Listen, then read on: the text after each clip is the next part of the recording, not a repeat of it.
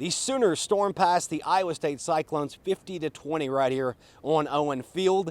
As Brent Venables said after the game, they ain't handing out any trophies for going 5-0. Venables also mentioned that his team isn't a championship team yet, but they're taking steps to get there.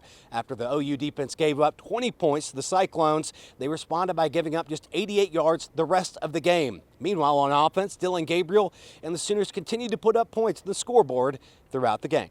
We still have a long way to go, but there's been incremental improvement, and I'd be a fool not to recognize that, and let our players know how much we appreciate them, the work, and but there ain't none of us satisfied, and know that there's going to be tougher, more challenges here down the road.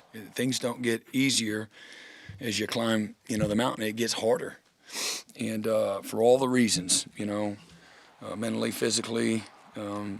Teams that we're playing, and but this is a program that's represented excellence for a long time, and last year was a terrible representation of that, and all of that falls on my shoulders, but proud of the players and the staff that have bought in, and the improvements that we've made, and but nobody here is satisfied or feel like we've arrived. It was 100% self-inflicted wounds. I know we gave up a couple big run plays, and then obviously a couple of those big touchdown passes. But just coming out in the second half and knowing that they don't get nothing else. I think they had less than 100 yards of offense. That was a way for the defense to come back and just face adversity right there. Taking it a week at a time, being present.